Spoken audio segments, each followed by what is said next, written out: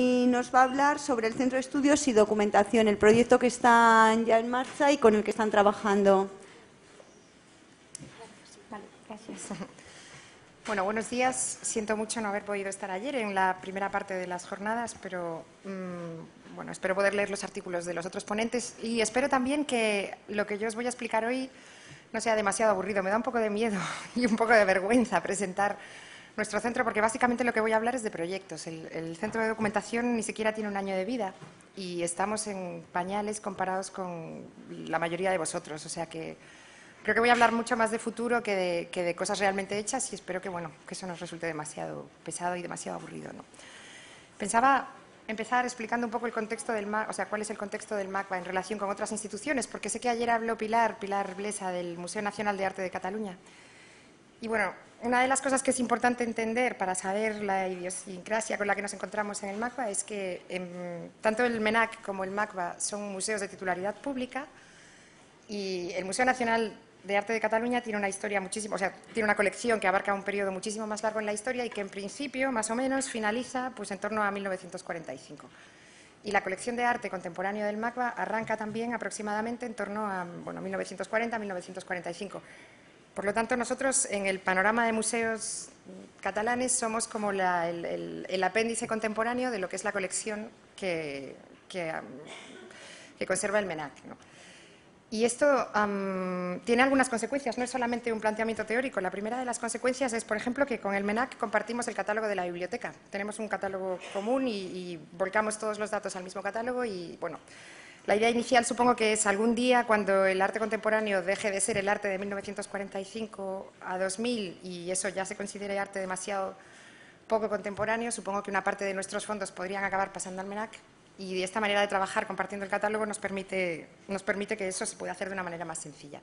Pero esto tiene unas connotaciones súper importantes para nosotros a la hora de trabajar, ¿no? Este hecho de compartir el catálogo y este hecho de saber que somos como la parte contemporánea de una colección que es muchísimo más grande y abarca muchísimos más periodos y muchísimos más soportes y es mucho más compleja a nivel de topologías y todo esto. Entonces, el MACBA se abrió en 1995. La biblioteca del MACBA, igual que lo que es el pequeño grupo inicial de personas que trabajaban en el museo, empezaron a trabajar antes, empezaron a trabajar en el 1993 en principio con una oficina alquilada y empezando a preparar lo que sería la puesta en marcha del museo. La biblioteca empezó entonces con dos bibliotecarios en aquel momento y con una dotación económica que no estaba nada mal para la época, que era como de unos sobre 60.000 euros aproximadamente, el equivalente en pesetas, lo cual, teniendo en cuenta que estamos hablando de 1993, era algo bastante generoso, ¿no? Cuando se creó y se puso en marcha la biblioteca, se puso en marcha también el programa de intercambios, que al principio era pequeñito, pero luego fue creciendo. Y básicamente la biblioteca del MACBA en sus primeros años se fue nutriendo tanto de adquisiciones como de publicaciones que llegaban a través de intercambios.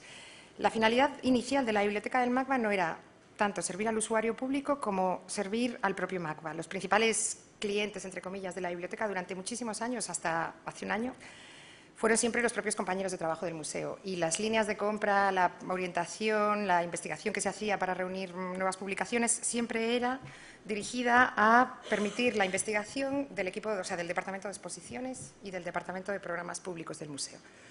De hecho, la primera imagen que os voy a enseñar, no sé si se aprecia muy bien, esto era la primera biblioteca del MACBA y aquí a la izquierda, donde están estas sillas, había una mesa muy estrechita y la pared. O sea, había sitio, hasta el año pasado la biblioteca tenía sitio para unos 6 usuarios aproximadamente y para consultar cualquier publicación o hacer cualquier consulta de los fondos era necesario pedir cita por teléfono, había que esperar, etcétera. Era como bastante complicado acceder a los contenidos para lo que era el público, ¿no? Precisamente por eso, un poco porque la finalidad en principio que se había previsto para esta biblioteca era que fuese más de servicio a la casa que de servicio al usuario. Sin embargo, lo que también es importante es saber que desde el principio, prácticamente desde el principio de la historia del museo, había un proyecto en la cabeza de los directivos que consistía en crear un centro de documentación y que ese centro de documentación acabaría algún día teniendo no solamente una biblioteca de libros editados, digamos, sino también una colección de documentos importantes sobre el arte contemporáneo.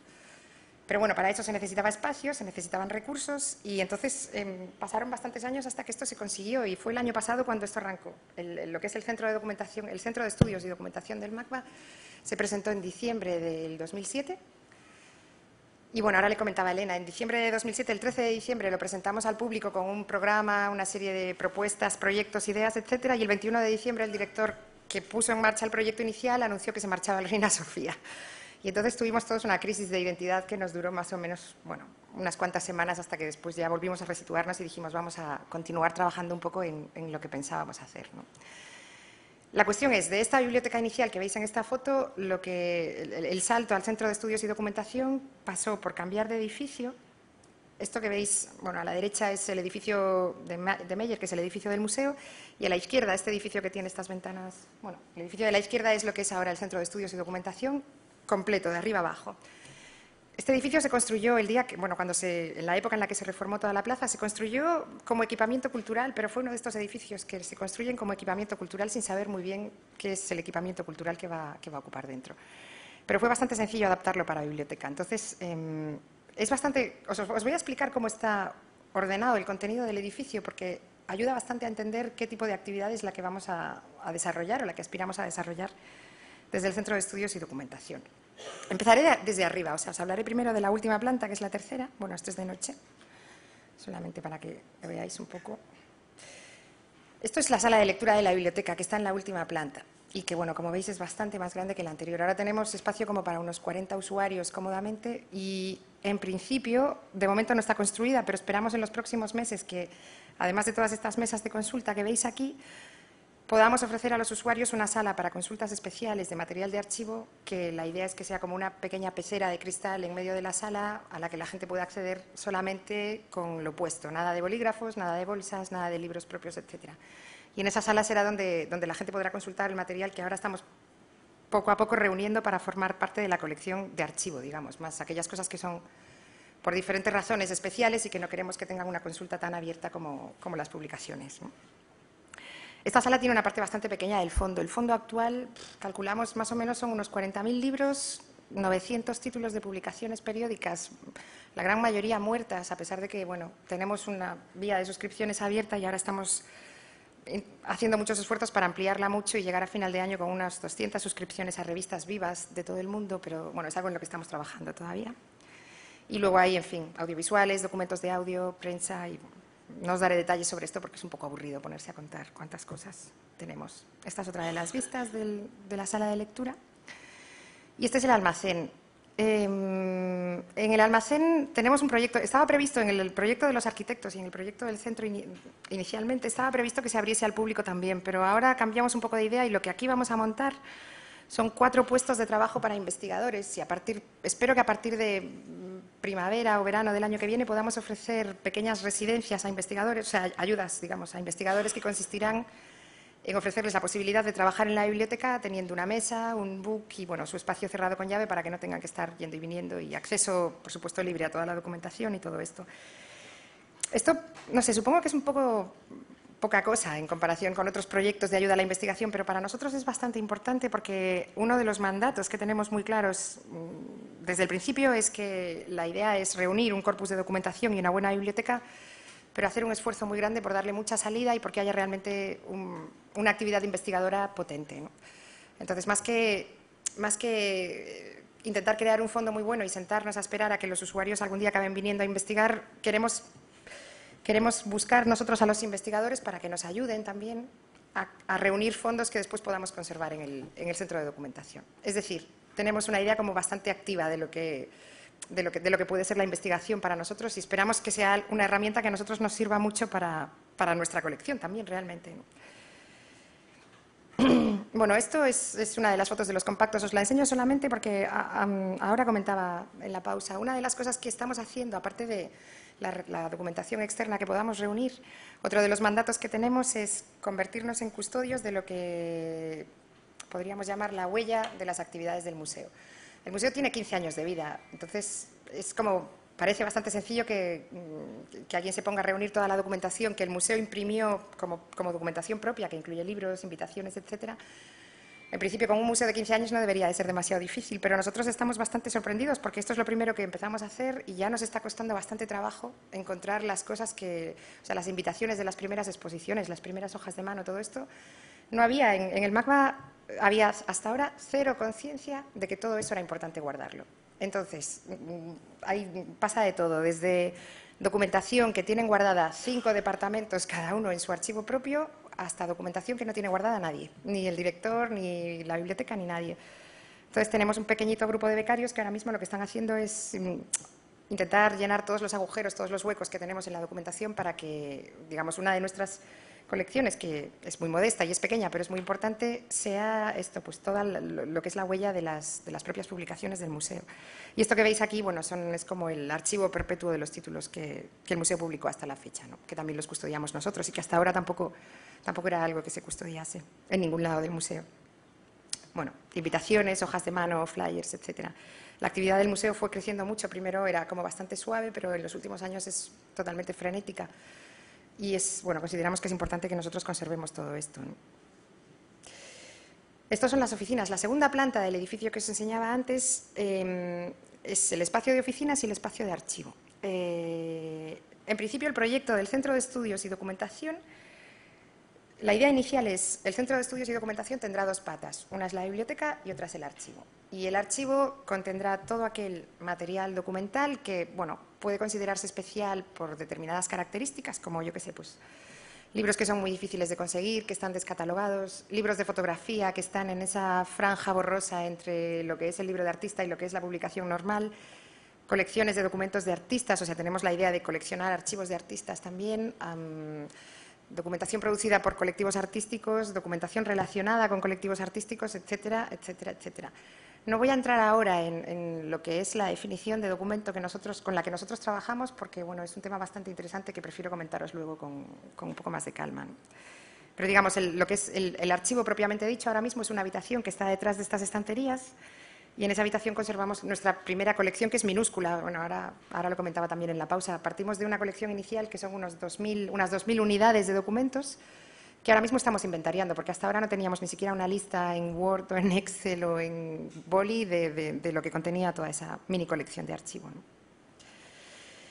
Y otra de las partes que incluye el Centro de Documentación, el Centro de Estudios y Documentación, es el archivo de un artista sueco fallecido en los años 70 en Nueva York, que se llamaba Øyvind Falström. Y que esto que veis aquí es un boceto de es una hoja de uno de sus cuadernos. Y bueno, para nosotros este es un experimento bastante interesante. La historia de este archivo es, el MACBA programó hace 10 años una retrospectiva muy importante sobre la obra de este señor y su viuda, que es la titular del Estate of Øyvind Falström, se vino a Barcelona con un montón de cajas de material de este tipo para preparar la publicación para preparar la publicación que acompañaría a esta retrospectiva. Y cuando llegó al museo con todas esas cajas, desde el museo se pensó, hombre, nosotros estamos preparando el proyecto de un centro de estudios y documentación, sería ideal poder contar con el archivo de este artista como una de las partes de la puesta en marcha, para un poco ejemplificar el tipo de archivo de artista que estaríamos dispuestos a conservar. Y bueno, esta mujer lleva 10 años en Barcelona guardando esas cajas y ahora por fin tiene una oficina para instalarse desde hace 6 meses, en la que se está instalando y empezará próximamente a catalogar todo este tipo de documentos. Es un caso un poco especial porque, claro, esto es un depósito, ¿no? El MACBA no es propietario de este archivo. Y la titular digamos, la propietaria o la gestora de este depósito es la viuda del artista. Yo no sé cuántos de vosotros habréis tenido oportunidad de trabajar con viudas de artistas, pero bueno, como sabéis, no es el tipo de personaje más fácil que uno se pueda encontrar en la vida. Esta es especialmente complicada. Pero bueno, a nosotros nos está sirviendo de mucho porque nos está enseñando hasta dónde y cómo y de qué manera podemos enfrentarnos a esta idea de guardar un depósito de un artista que no es nuestra propiedad, ¿no? Y cuáles son los límites y, bueno, qué tipo de acuerdo tenemos que hacer cuando nos planteemos otro tipo de depósitos de este tipo, etcétera, ¿no? Bien, en la segunda planta están estas oficinas, el archivo de Øyvind Falström y nuestro archivo. En la primera planta el edificio tiene aulas, tiene 4 aulas, como esta que veis aquí, cuya programación no se programa directamente, o sea, no la programo yo ni la programa mi equipo. La programación, el contenido, los actos que se celebran en estas aulas son programados por el Departamento de Actividades, digamos, del museo. Pero una de las cosas que el Departamento de Actividades del museo incluye en su programa es una especie de posgrado. De hecho, no es una especie de posgrado, es un posgrado. Se llama Programa de Estudios Independientes y es un posgrado que dura 2 años sobre arte contemporáneo. Las sesiones de ese posgrado tienen lugar en la planta 1 de nuestro edificio, además de algunos otros seminarios de pequeño formato y, bueno, a veces pequeñas presentaciones, pequeños encuentros y pequeños debates. Pero es importante para nosotros el acoger estas sesiones porque, claro, los alumnos que participan en el programa de estudios independientes son los potenciales investigadores a los que nosotros queremos atraer a nuestro centro porque, bueno, son personas muy jóvenes que están licenciadas en arte contemporáneo y están haciendo estudios de posgrado, en muchos casos tesis, y en todo caso una tarea de investigación bastante importante. Y tenemos muy claro que la relación con ellos tiene que ser muy estrecha, a diferentes niveles. O sea, nosotros tenemos que prestarles nuestro servicio como centro de documentación y archivo, etcétera, para que ellos puedan investigar, pero al mismo tiempo es exactamente el colectivo con el cual nosotros querríamos contar a la hora de abrir caminos nuevos o de localizar archivos o de investigar territorios sobre los cuales no sabemos si hay un archivo o una documentación o no, para poder ir haciendo acopio de fondos para lo que es el centro de documentación. Ellos esperamos que nos puedan ir abriendo camino para bueno, ampliar lo que son los fondos. Bueno, otra de las vistas de las aulas. Y en la planta baja, el edificio en principio, como estaba pensado para equipamiento cultural, tiene una planta baja que es muy grande, o sea, tiene una especie de vestíbulo súper grande y muy abierto hacia el exterior, que en principio estaba previsto que fuese nada más que un vestíbulo, pero cuando se empezó a trabajar en el proyecto, se pensó, claro, es el espacio perfecto para poder enseñar en determinados formatos de presentación los contenidos que vayamos reuniendo para el Centro de Estudios y Documentación. Entonces, la planta baja es nuestro espacio de exposiciones. En este sentido, sabemos que somos bastante privilegiados porque tenemos mucho sitio para poder exponer y este espacio es solo para nosotros. O sea, la idea es, evidentemente, toda la programación del museo, tanto en el edificio central como en el Centro de Estudios y Documentación, tiene que encajar y responder a una misma línea de trabajo, pero los contenidos que se mostrarán en este espacio de exposiciones estarán siempre muy estrechamente relacionados con el centro de documentación. La idea es que nos sirva para dar a conocer una parte de nuestros fondos. Pero bueno, esto nos planteamos hacerlo de una forma, tenemos varias ideas, es todo como muy teórico todavía, porque solamente presentamos hasta ahora, bueno, ayer inaugurábamos la tercera presentación aquí. Entonces no puedo hablar todavía de una práctica que os sirva para tener una idea más clara, pero la idea es, el contenido de estas muestras siempre estará muy relacionado con el Centro de Estudios y Documentación y su archivo, y las exposiciones servirán para mostrar lo que tenemos en la colección, pero pediremos préstamos de documentos también y contextualizaremos nuestra documentación con otros documentos porque creemos que no tiene sentido dedicarnos a enseñar solo y única y exclusivamente nuestra colección, sino que lo interesante es poner determinadas partes de nuestra colección en relación con los fondos de otros centros de documentación también. Eso por un lado. Y por otro lado, lo que queremos es explorar al máximo, ya veremos hasta dónde conseguimos llegar, lo que son los formatos de presentación. Que esto es un tema bastante interesante. Yo no sé, esto que veis aquí es la primera presentación, la exposición inaugural, que se llamaba, tenía el título muy original de Archivo y Documentos. Y bueno, muestra algunos ejemplos de lo que fueron las primeras compras. Y os escogí esta foto porque creo que es bastante indicativa de la problemática que tenemos a la hora de exponer los documentos. Primero, yo no sé si a vosotros os pasa, a mí poner libros en una vitrina es algo que me rompe el corazón. Y sé que lo tengo que hacer porque hay libros que evidentemente no puedo dejar que el público los toque, pero me parece una contradicción enorme enseñar un libro abierto por la página que un comisario o yo misma o quien sea haya decidido y decirle al usuario, mira, este libro es así en esta página y el resto pues te quedas con las ganas de verlo, ¿no? Eso por un lado. Por otro lado, lo que hay en la pared del fondo, esta pieza que hay en la pared del fondo, en realidad es una revista. Es una revista que no estaba encuadernada porque el autor de la revista, su idea es una revista situacionista y la idea era pues que esta revista de momento tenía estas páginas, pero se le irían añadiendo páginas hasta llegar a una revista infinita, ¿no? Iría creciendo. Los situacionistas, como sabéis, trabajaban mucho con el modelo de crecimiento urbanístico y esta idea de que las ciudades crecen y crecen y crecen infinitamente, hasta el infinito. Y un poco lo que querían plasmar con esta revista sus autores era eso. Entonces, a la hora de mostrarla, el Departamento de Exposiciones un poco fue el que nos orientó y decidió que lo mejor era enmarcarla. Pero, evidentemente, la manera en que un visitante se aproxima a esto colgado en la pared es totalmente diferente a la manera en que uno se aproxima a una revista. Todas estas cosas a nosotros nos hacen rompernos mucho la cabeza, nos plantean muchas problemáticas y un poco queremos pensar mucho en esto cuando expongamos cosas, porque creemos que es bastante importante hacer un esfuerzo de imaginación para poder presentar la documentación, no como si fuera, bueno, no de la manera clásica, digamos, ¿no? O no de una manera que sea un poco castrante para lo que se enseña. Pero esto es mucho más fácil teorizar sobre ello que llevarlo a la práctica, entonces ya veremos hasta qué punto lo conseguimos. Bueno, esta es otra de las vistas de esta primera exposición, que como veis tenía un formato muy clásico, o sea, vitrinas, cositas colgadas en la pared y ya está. Esta es una muestra de la segunda exposición. La segunda exposición se llamaba Posibilidad de acción, la vida de la partitura, y era una exposición de partituras, pero de partituras de artistas, de músicos del siglo XX y de partituras hechas por artistas que no son músicos, porque un poco la idea era estudiar la notación musical y los aspectos gráficos que están incluidos, o sea, implicados en ella, ¿no? Hay partituras, bueno, aquí veis una que es un vídeo, teníamos otras que eran proyecciones de diapositivas, teníamos otras que eran dibujos por ordenador, había como todo tipo de... Era un poco explorar el mundo de la notación musical, escapando de lo que son las 5 líneas del pentagrama y viendo de qué otra manera los músicos contemporáneos rompen el espacio de la partitura para avanzar en otras direcciones que muchas veces acaban teniendo un resultado que es muy interesante estéticamente, ¿no? Aparte de que uno después como músico lo interprete de una manera o de otra. Y esta exposición nos sirvió también para abrir, precisamente gracias a esta exposición o como excusa para esta exposición, iniciamos una pequeña colección de partituras que esperamos que vaya creciendo. Y esta es otra de las cosas que queremos hacer con el espacio de exposición. No siempre, habrá veces, supongo, en las que operaremos pues, reuniendo una colección de documentos que después vamos a exponer, pero nuestra idea es también que las exposiciones nos sirvan como excusa para salir y reunir las colecciones de documentos o como mínimo iniciarlas, ¿no? Y que a partir de ahí, a partir de lo que queda después de una exposición, tengamos una línea abierta de trabajo para seguir reuniendo documentos en el futuro. Bien, esta es otra de las vistas de esta exposición de partituras. Bueno, y esto es una especie de cuadro conceptual que preparamos estos días.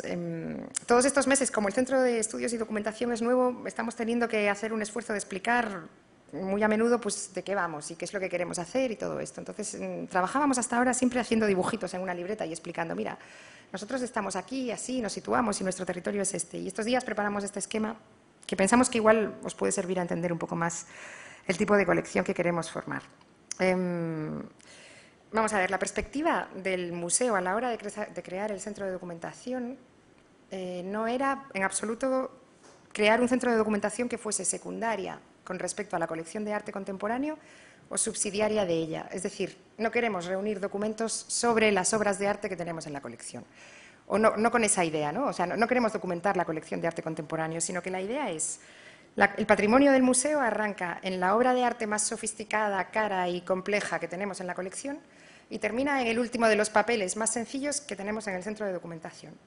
Es decir, estamos hablando de un continuo y esto para nosotros es muy importante verlo así, tiene muchas implicaciones incluso a nivel de trabajo práctico.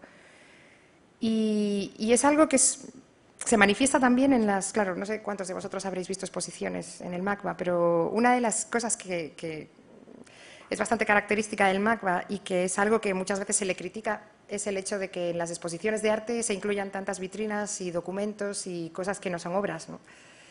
Esto no es una decisión que no esté fundamentada, sino que la idea es el documento y la obra de arte tienen una categoría que es similar y por lo tanto es tan factible poner una obra de arte en una peana como poner un documento en una vitrina en una exposición de arte, ¿no?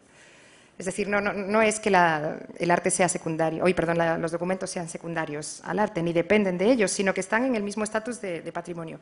Evidentemente, las obras de arte tienen unos precios, unas condiciones de conservación, una valoración de seguro, etcétera, etcétera, etcétera, que no tiene nada que ver con los documentos, pero a nivel teórico de cómo concebimos la colección, sí que nos vemos como un continuum, ¿no?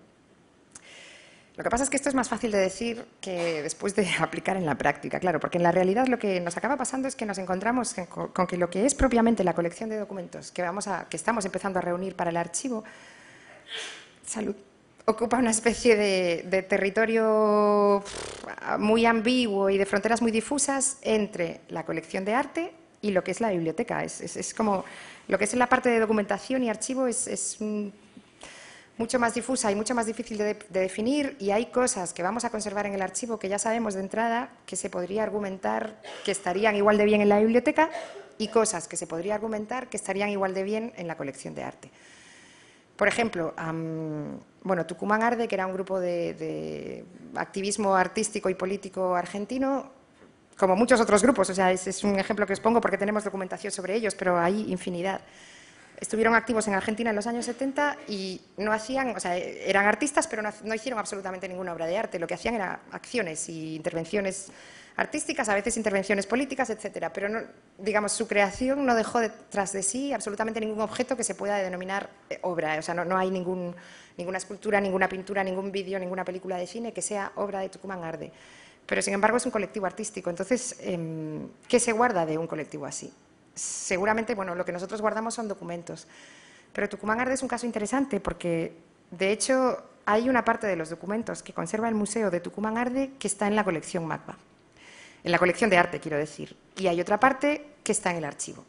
Y esto es algo que nos volvió locos durante los primeros meses. Este y otros casos parecidos nos ponían muy nerviosos porque decíamos, bueno, ¿qué sentido tiene separar esta documentación? ¿Por qué lo hacemos? ¿Podemos hacer algo para reunirla? Etcétera, etcétera. Es algo que nos plantea muchas preguntas y que una cosa sí tenemos clara, y es que es algo que nos va a pasar a medida que uno, claro, cuando trabajas con los artistas de los años 50, de los años 60, estas cosas pasan, pero no pasan tanto. Pero a medida que uno se va acercando a la contemporaneidad, esto es cada vez más el pan de cada día. Cada vez hay menos esculturas, menos pinturas, menos vídeos y más otras cosas que muchas veces tienen un aspecto que es totalmente parecido al de un documento, ¿no? Pero que, sin embargo, a veces son adquiridos por colecciones artísticas. Entonces, la consecuencia de todo esto a nivel práctico fue que durante los primeros meses de trabajo, cuando empezamos a plantearnos, bueno, ¿cómo vamos a trabajar realmente? O sea, el Centro de Estudios y Documentación se presentó como proyecto, pero nadie había empezado a trabajar sobre las colecciones, sino que se empezó ese trabajo en el momento en que se presentó, en diciembre del año pasado. Y todas estas perspectivas no son tan teóricas como parece, porque de hecho tienen una influencia muy directa en, por ejemplo, el tipo de software en el que nosotros vamos a catalogar lo que son los documentos de archivo, ¿no? Evidentemente, la biblioteca del MACBA, que era lo que existía antes, trabajaba sobre un software que es tradicional de catálogo de biblioteca, que está, creo que, bastante obsoleto, el VTLS, que seguramente vosotros conocéis. Y la colección de obras de arte hasta ahora trabajaba con una base de datos muy primaria. Entonces, en el momento en que se creó, coincidiendo con la creación del Centro de Estudios y Documentación, la colección de obras de arte, justo en ese mismo momento, y un poco por casualidad, empezó a implantar como herramienta gestora de su colección y como base de datos un programa diseñado para la gestión de colecciones de arte, es decir, de objetos casi siempre tridimensionales, que se llama Museum Plus, que no sé si vosotros conoceréis. Es importante también saber una cosa, nosotros somos un museo de titularidad pública y en nuestro caso, en el caso de la mayoría de los museos de titularidad pública catalanes, tanto el software sobre el que está catalogado los fondos de la biblioteca, como este Museum Plus con el que están empezando a trabajar en colección para gestionar las obras de arte, no son decisiones que el museo haya tomado, sino que la Generalitat de Cataluña decidió apostar por este software para gestionar las colecciones en todos los museos de titularidad pública catalanes, ¿no? Con lo cual, nuestra capacidad de decisión a la hora de escoger qué software vamos a utilizar tanto en la biblioteca como en la colección es cero. Y bueno, yo estaba viendo la presentación anterior sobre software libre y me estaban saltando las lágrimas casi, porque es que nosotros tenemos muchísimos de los problemas de los que se hablaba en esta presentación relativos al software de propiedad y además, bueno, hay problemas por el hecho de no ser administradores, problemas por el hecho, por ejemplo, el Museum Plus que nos están instalando en el museo, igual que en otros museos, es la versión 2.0. Ya sabemos, la versión 5.0 ya está en la calle, pero la versión que la Generalitat compró para los museos es la 2.0. Entonces ya sabemos de entrada que estamos empezando a trabajar con una versión que está, bueno, desfasada con respecto a la que se está utilizando. Pero ahí no hay más tutía, no tenemos ninguna opción de hacer nada diferente. Entonces, con este panorama, cuando empezamos a reunir el archivo, dijimos, vale, ¿cómo vamos a catalogar el archivo? Entonces, lo primero que hicimos fue un estudio de otros centros de documentación y centros de arte y bibliotecas que pudieran tener problemas semejantes a los nuestros, un poco en España, pero sobre todo en diferentes países de Europa y en Estados Unidos. Y visitamos centros grandes, visitamos centros pequeños, visitamos colecciones en las que sobre todo había libros y algunas obras de arte, visitamos colecciones en las que sobre todo hay obras de arte y algunos libros, etcétera, etcétera. Y fue bastante interesante porque al final la conclusión a la que llegamos fue que en cada casa lo hacen de una manera totalmente diferente. No encontramos dos instituciones que usasen el mismo programa para catalogar su archivo. Y tampoco encontramos dos que tuviesen la misma perspectiva a la hora de plantear el tipo de soluciones informáticas para todo esto. Lo cual, bueno, por un lado nos consoló un poco, por otro lado nos dejó un poco hechos polvo porque, bueno, vemos que es un terreno un poco complicado este, ¿no? Y entonces, al final, después de darle muchas vueltas, decidimos hacer una cosa que no sé si es como un poco sacrílega para vosotros que sois bibliotecarios y archiveros. Es muy arriesgado, vamos a intentarlo, vamos a ver si funciona, pero un poco en respuesta a esta idea que os comentaba antes de que consideramos que la colección de documentos es una especie de prolongación del patrimonio del MACBA, que evidentemente tiene otras características físicas y por lo tanto tiene que tratarse de otra manera, pero está en igualdad de condiciones, lo que decidimos hacer es modificar un poco el Museum Plus para crear una ficha de documento y catalogar nuestros documentos de archivo en el Museum Plus. De manera que tanto la colección de arte como la colección del archivo, o sea, lo que son los documentos, no los libros, sino los documentos, lo que no son libros, esté catalogado en la misma base de datos y cuando alguien del museo quiera saber, por ejemplo, qué tenemos de Fluxus, busque en una única base de datos y se encuentre con obras en la colección de arte y con documentos en el centro de documentación. Esto a nivel conceptual nos resuelve muchísimos problemas, muchísimos problemas, porque entonces sí que no es ningún problema que la colección tenga un trozo de documentos de Tucumán Arde y yo tenga otro, es simplemente una cuestión física casi de dónde están guardados, pero a un primer golpe de vista se pueden ver de la misma manera y aparte, como esperamos que nuestros documentos viajen y sean expuestos y los prestemos y participen pues, en acciones de restauración, etcétera, etcétera, podemos servirnos de toda la información que el Museum Plus ya tiene preparada para los objetos tridimensionales a nivel de conservar pues, un registro de exposiciones a las que fueron prestados, características de embalaje, características especiales de transporte, estado de conservación, acciones de conservación, etcétera, que son cosas que, bueno, los objetos tridimensionales que conserva la colección es una información muy importante para ellos. En principio para los documentos no, pero nosotros creemos que también es importante para nosotros saber todas esas cosas. Y de hecho en nuestro equipo tenemos un par de restauradores, porque bueno, ya vemos que es algo que va a ser nuestro pan de cada día también.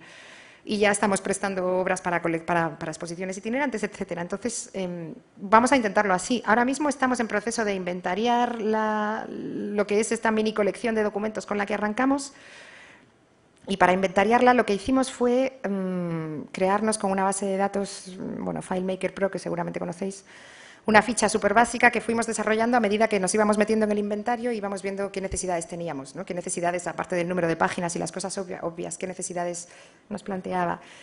Y entonces, una vez tuvimos esa ficha hecha tal como queríamos, bueno, es esta ficha que veis aquí. No sé si lo veis muy bien, porque creo que el pantallazo no es de gran calidad, pero digamos que nos creamos nuestra propia ficha que empezó siendo muy sencilla y acabó siendo bastante sofisticada y ahora mismo cubre todas las necesidades que estamos detectando para catalogar todos los tipos de documentos que tenemos.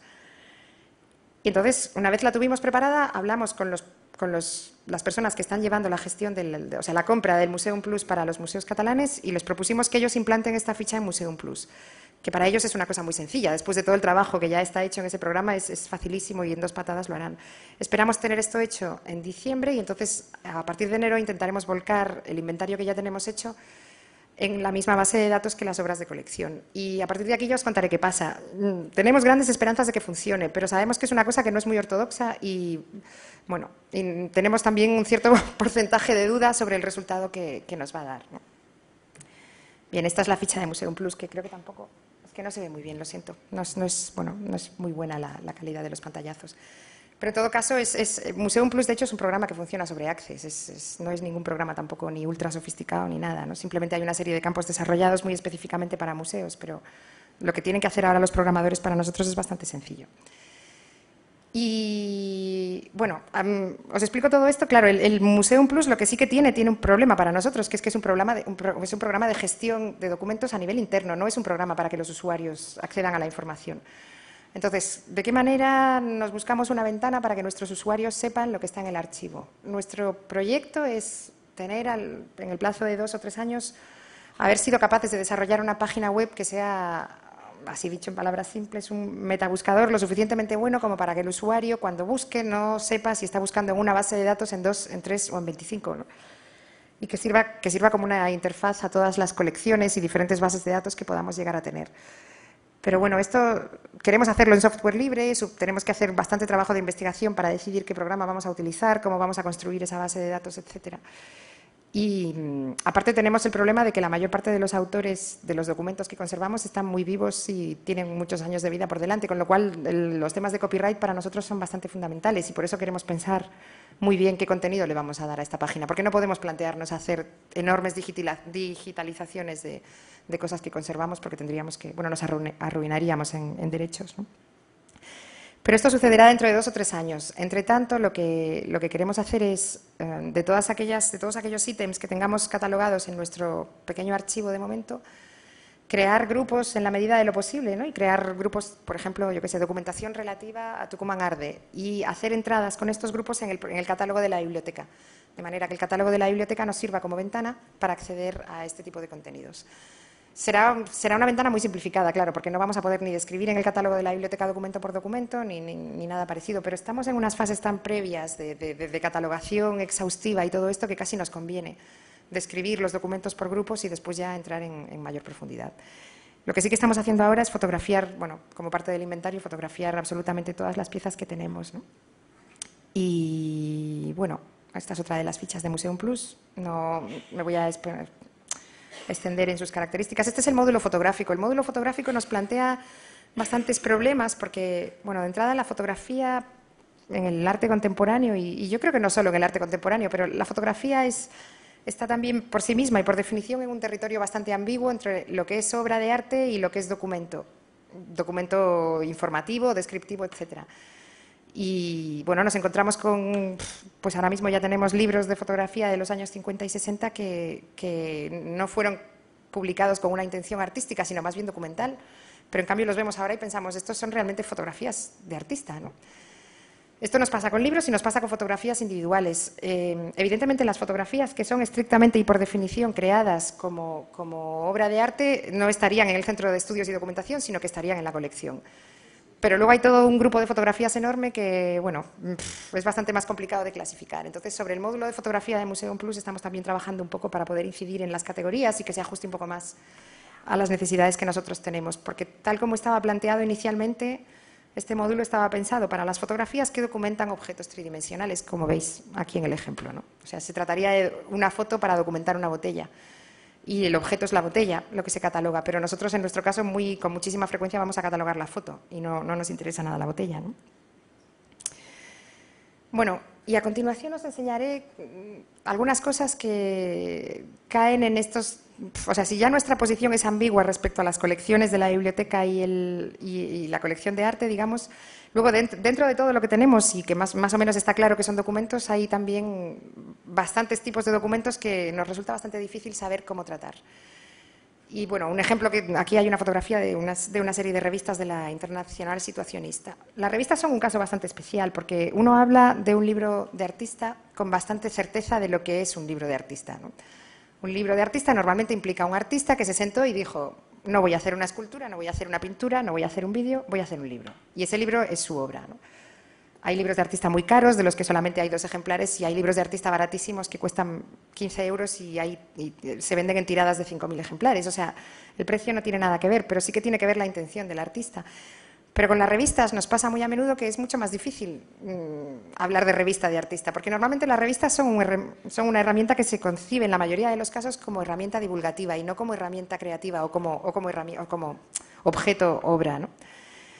Y bueno, esto es algo que nos hace discutir mucho cómo vamos a clasificarlas y un poco también a nivel de acceso, incluso para el público. Una revista como esta, independientemente de que ya pensemos cuál era la intención de sus creadores, la intención era hacer obra o no era hacer obra, etcétera, nos planteamos muchas preguntas sobre cómo ofrecerla en acceso, o sea, en qué tipo de acceso va a tener el público a ella. Porque, bueno, en principio está bastante claro, los libros de la biblioteca, el usuario entra en la biblioteca, busca el catálogo, dice quiero ver estos libros, los pide y se los enseñan inmediatamente. Los documentos de archivo, como son documentos especiales, a veces en estado de conservación un poco dudoso, a veces delicados, a veces pequeñitos y fáciles de meter en un bolsillo en un momento dado, lo que sea, van a tener un tipo de acceso que será un poco más complejo, que consistirá en que la gente los pedirá y les pediremos que vuelvan al día siguiente a nuestra sala de consultas especiales y los vean ahí.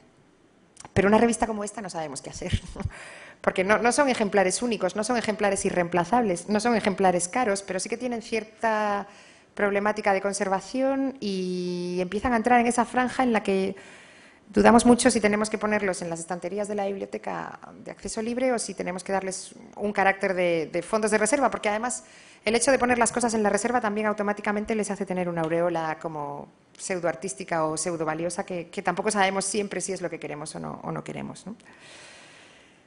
Bueno, estas cajitas no sé si las conocéis. Es un caso paradigmático de lo que os comentaba antes, de la problemática entre la colección y la colección de arte y la colección del centro de documentación. Estas son unas cajitas que, de hecho, son ediciones, tenían como una tirada de unos 1000 ejemplares cada una, y las publicaba un museo en Alemania durante finales de los años 60 y principios de los 70. Una vez al año le encargaban a un artista que hiciese una cajita. Las cajitas siempre tienen la misma medida y siempre están hechas del mismo material. El contenido es totalmente diferente. Hay algunas que tienen una flor disecada, hay otras que tienen un libro dentro, hay otras que tienen hojas sueltas, etcétera.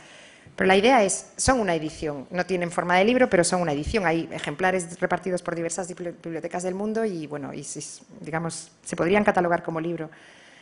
Pero claro, dependiendo de los artistas que las hicieron, las cajitas estas en el mercado tienen unos precios totalmente diferentes. Hay cajitas que cuestan 100 euros, algunas de ellas, y hay cajitas que cuestan 6.000 o 7.000, según el artista que las haya hecho. Esta fue una de las paradojas con las que nos encontramos al principio. Cuando fuimos a mirar los documentos que teníamos para iniciar el archivo, descubrimos que en la colección del archivo tenemos 5 o 6 de estas cajitas y en la colección de arte tienen 2 o 3 que son las más caras. Y entonces, bueno, os podéis imaginar, empezó una discusión bastante acalorada y bastante intensa sobre quién tenía que conservar la colección de cajitas. En este caso ganó la colección de arte, os lo digo. Y bueno, la colección de arte muchas veces es un tipo de problema con el que nos encontramos muchas veces, ¿no? Hay esto que vale tanto dinero, que es tan interesante, déjame llevármelo a mí a la colección de arte y, bueno, porque tú coleccionas papeles, ¿no? Que no son tan valiosos. Esta es otra de las cajitas que tiene ya mucho más carácter de objeto que la anterior, como podéis ver, es de plástico. Es una de las pocas que no son de cartón. Y esta es otra más de las cajitas de la dichosa colección. Este es un libro de artista. Y bueno, sí, en la foto por desgracia no se ve muy bien porque el texto está en blanco, pero si pudieseis abrirlo y verlo, veríais que cada uno de estos cubos tiene una presentación del director, un texto crítico, una bibliografía del artista, una serie de fotografías del artista, etcétera. Pero es un libro que tiene este aspecto como de caja, ¿no? Es uno de los casos también, es un libro relativamente moderno, no es un libro que sea muy difícil de sustituir, no es un libro muy caro, pero es uno de los casos en los que también nos preguntamos, ¿qué hacemos con este libro? ¿Lo ponemos en la estantería con los demás? ¿O le damos un carácter de documento de reserva simplemente porque el formato es diferente?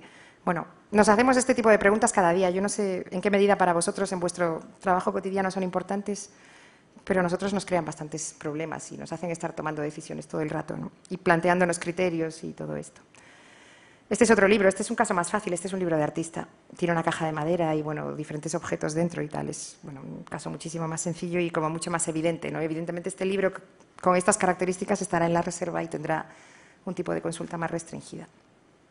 Este es un catálogo de una exposición sobre Fluxus que se hizo, creo que en los años 90, en la Fundación Tapies en Barcelona, y por lo tanto también es el mismo caso, es una cosa reciente, no tiene un valor, ¿cómo decirlo? No tiene un valor fetichista o un valor de objeto súper importante, pero bueno, es uno de los ejemplos de cosas extrañas que conservamos en nuestra colección. Este es otro ejemplo que os puse un poco por el tema de los formatos, porque también es algo que nos encontramos, que son terriblemente diferentes y es bastante complicado decidir cómo mostrarlos y dónde guardarlos y todo esto. Esta es una revista que tiene este tamaño, es así, cada uno de los numeritos no es más grande que esto, pero todos ellos llevaban cosas, objetos diversos pegados encima. Esta es una de las revistas que hasta la fecha más prestamos para viajar a otras exposiciones. Es terriblemente popular y tiene, por ejemplo, unas condiciones de embalaje y unas condiciones de transporte y unas condiciones de seguro incluso, que son mucho más parecidas a las de una obra de arte que a las de un documento de cualquier otro tipo, ¿no? Otro catálogo, relativamente catálogo, libro de artista, un poco. Este ya cae directamente en el terreno ambiguo entre las dos cosas. Y, bueno, quería volver, un momento. Quería volver aquí. Bueno, a través de estos objetos y muchísimos otros que nos enseño, tenemos, por ejemplo, uno de los libros de artista que tenemos es una cajita de naipes que tiene dentro un trozo de salami. Y es un libro que su autor lo creó en los años 70, con lo cual el trozo de salami tiene una pinta ya súper desastrosa y nos da muchísimos problemas, además, porque no sabemos muy bien dónde guardarlo, ni cómo conservarlo, ni nada de esto. Porque además, claro, evidentemente el artista sabía que se iba a pudrir el salami, entonces, ¿qué tiene uno que hacer? Tiene que restaurar el salami, poner una loncha fresca cada año, tiene que guardarlo tal como está, dejarlo así medio podrido. Bueno, casos de estos hay muchos. Por eso nos hicimos este esquema, un poco para empezar a trabajar, ¿no? Porque porque nos volvíamos locos con todas estas cosas. Entonces, más o menos, para que lo veáis aquí, bueno, un poco lo que más o menos os enseñaba, los libros especiales y los libros de artista. Los libros especiales son para nosotros una categoría infinita. No sabemos dónde empieza, pero no sabemos muy bien dónde termina. Porque un libro de fotografía de los años 50 empieza a ser un libro especial.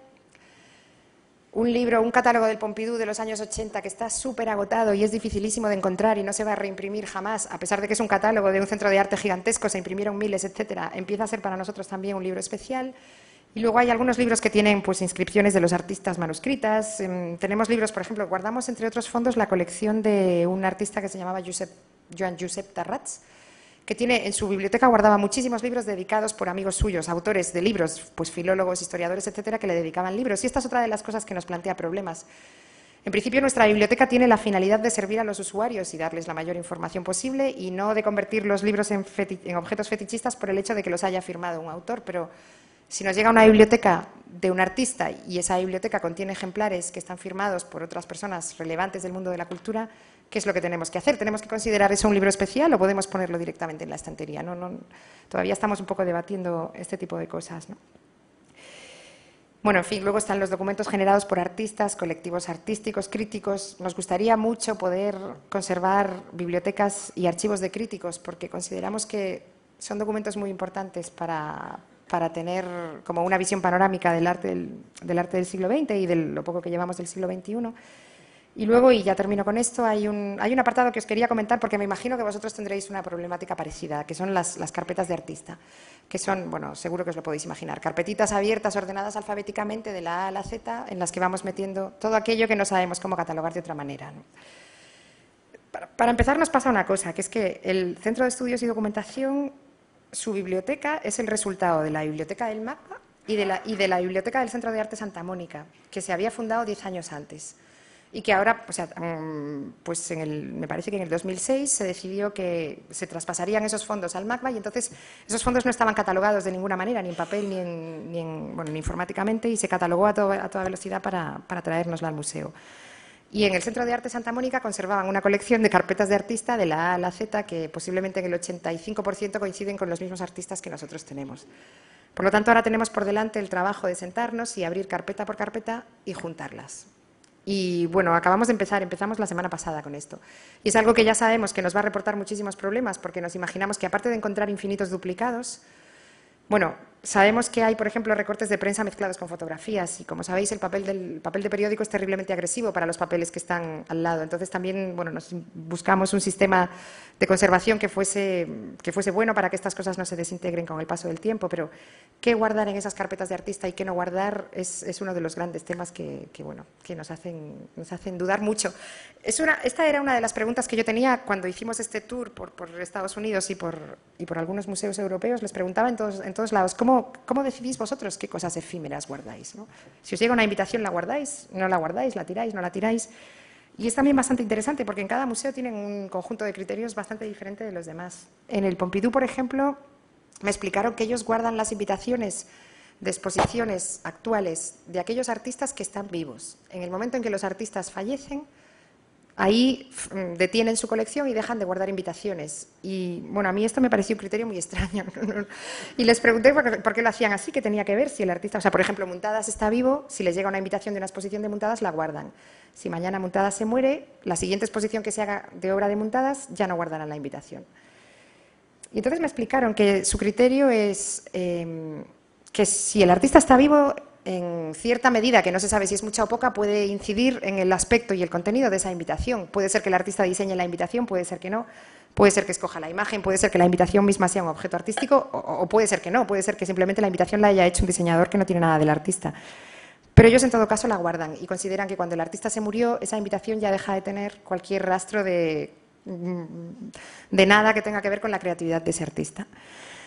A mí este me parece un criterio un poco extraño, sinceramente. Yo creo que, no sé, bueno, es bastante extraño y aparte creo que aplica un modelo que puede ser válido para los artistas de los años 50 y 60, pero creo que un artista de los años 80, de los años 90 no trabajaba igual que los artistas de los 60. Hoy en día no es nada rompedor diseñar una invitación, es la cosa más normal del mundo, ¿no? Y no hay tantos artistas que las diseñen realmente.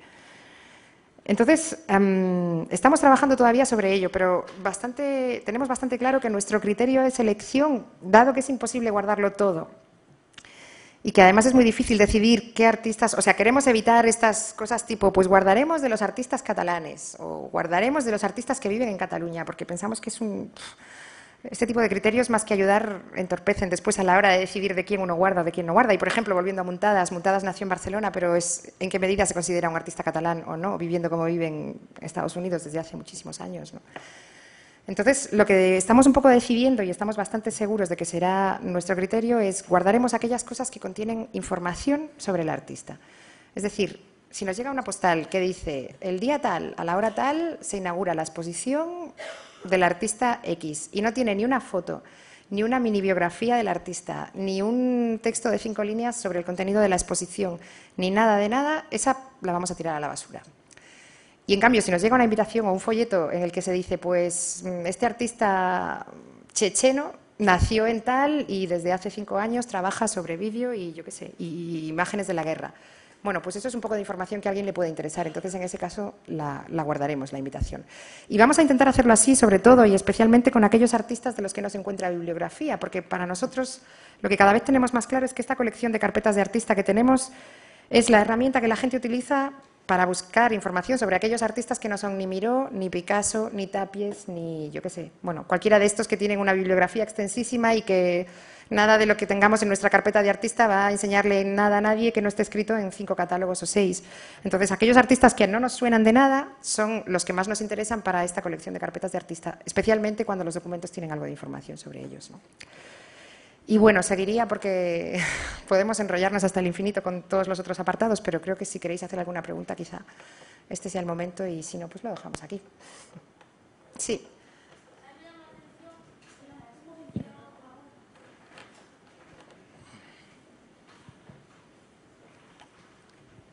Gracias. Me llamó la atención en la exposición bibliográfica de la que tenéis en la planta de abajo, el tema de que tuvierais las televisiones y que pudierais escuchar. ¿Eso nos da ningún problema a la hora de los derechos?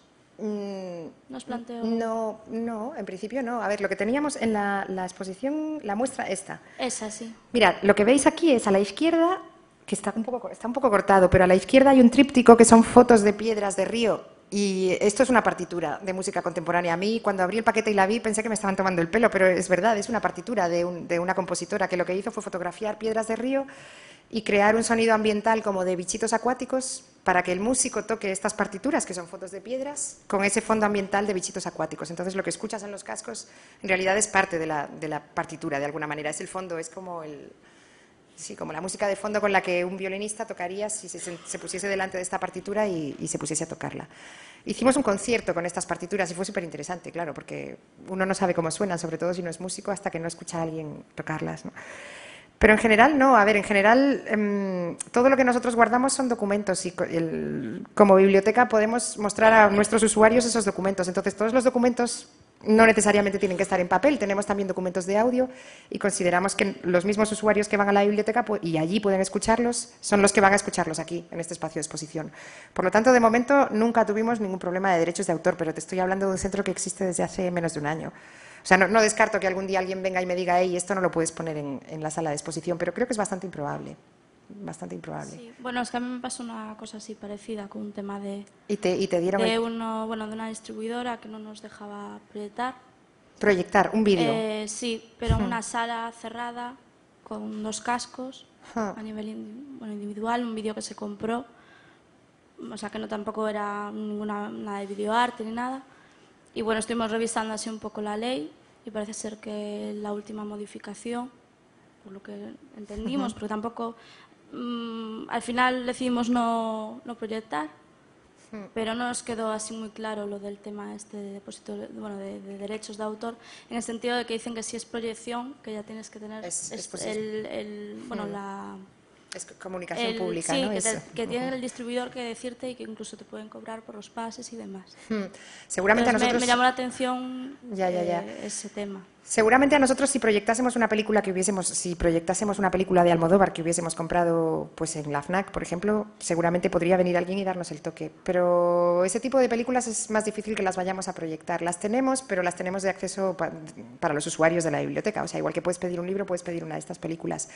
Pero en la sala de exposición es bastante probable que no proyectemos o que nunca tengamos intención de proyectar una de esas películas distribuidas, sí. Y luego, aparte, lo que nos pasa es que la relación de los autores de los documentos, aunque sean artistas, o sea, un artista hace una obra que considera que es una obra de arte y es mucho más sensible a todos estos temas de propiedad intelectual.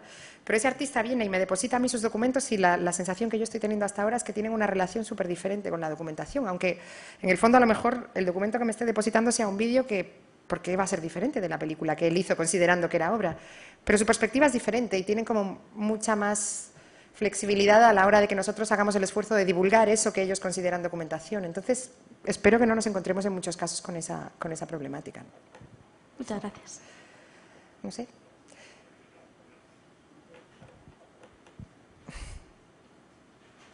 Bueno, si no, esto... Nada, gracias por escuchar y dejamos a la siguiente.